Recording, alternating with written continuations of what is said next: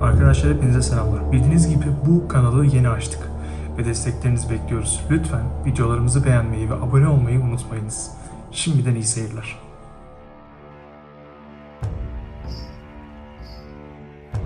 Vikingler Orta Çağ'ın Kuzey Avrupa'sında yaşamış bir topluluktu.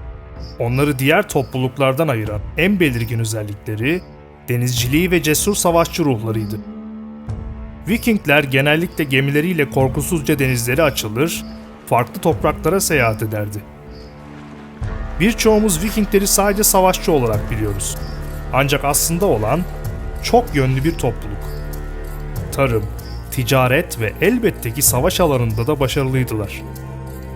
Vikinglerin gemileri uzun ve ince yapıları sayesinde hem denizde hızlı hareket edebilir hem de nehirlerde seyahat edebilirdi. Vikinglerin savaş sanatındaki ustalığı, özellikle de balta kullanımındaki becerileri efsaneviydi. Bu savaşçılar cesaret ve dayanıklılıklarıyla ünlüydü. Vikingler aynı zamanda tanrılarına olan derin inançlarıyla da bilinirdi.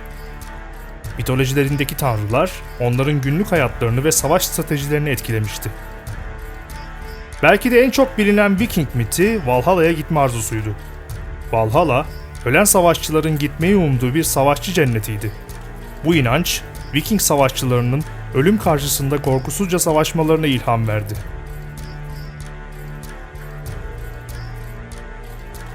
Vikingler kendi mitolojilerine sahip bir pagan inanç sistemine sahipti. Ve bu inanç sistemine göre Norse mitolojisiydi. Norse mitolojisi İskandinav halklarının yani Vikinglerin tanrılarını, kahramanlarını ve mitolojik yaratıklarını içerdi.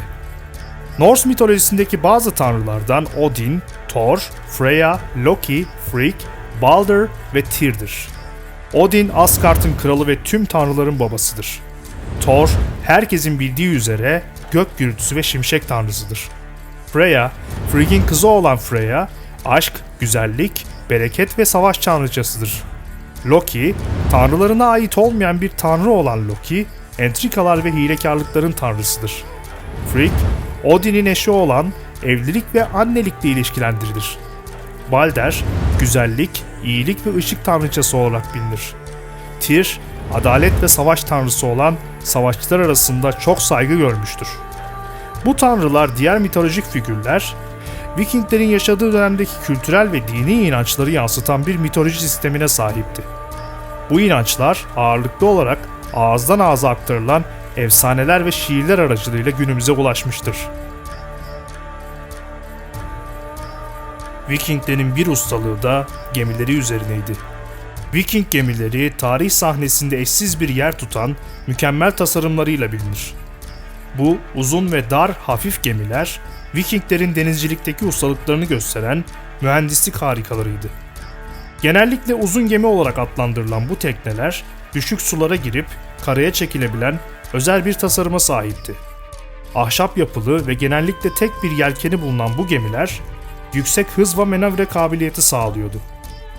Vikingler bu gemileri keşif, ticaret, saldırı amacıyla kullanarak farklı kıyılara ulaştılar. Bu gemiler Viking denizciliğinin temelini oluşturarak tarih boyunca büyük bir etki bıraktı. Vikingler ilk olarak Britanya adaları, Kuzey Avrupa, İzlanda, Grönland ve Kanada'yı keşfetti. Vikinglerin ilk büyük keşifleri genellikle 8. yüzyılın ortalarına ve sonlarına dayanmaktadır. Bu dönemde Vikingler, İskandinavya'dan çıkarak farklı bölgelere deniz seferleri düzenlemeye başladı. Vikingler ilk olarak İngiltere, İskoçya, İrlanda gibi Britanya adaları ile Kuzey Avrupa'nın sahil bölgelerine yönelik keşiflerinde bulundular. Bu keşifler genellikle yağma, ticaret ve yerleşim amacı taşırdı. Vikinglerin İzlanda'ya olan ilk keşfi 9. yılın başlarına dayanır. İzlanda, Vikinglerin yerleşik bölgelerinden biri haline gelir.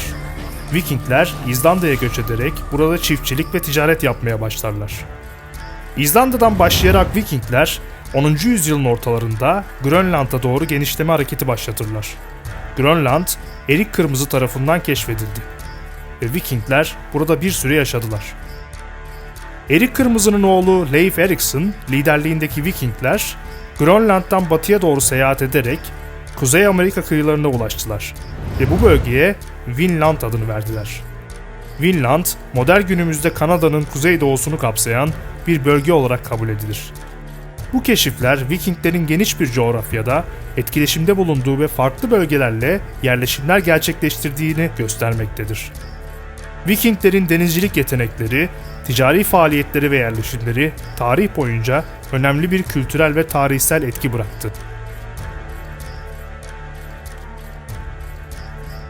Vikingler günlük yaşamlarında genellikle sabahları erken saatlerde uyanır, günlerini tarım, hayvancılık ve ticaret faaliyetleriyle geçirirlerdi. Sabahları evlerindeki ateşi yakar, temizlik yapar ve günlük görevlere başlarlardı.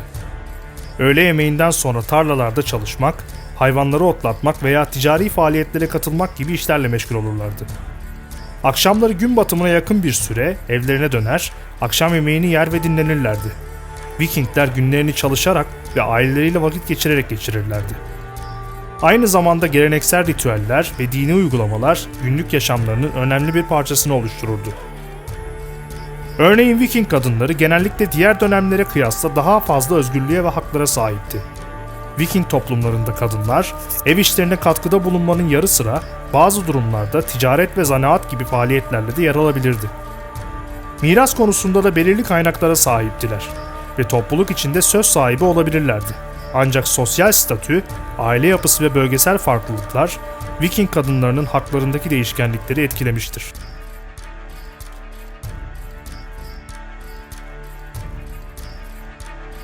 Vikingler günlük yaşamlarının yanı sıra çeşitli eğlencelere de katılırdı.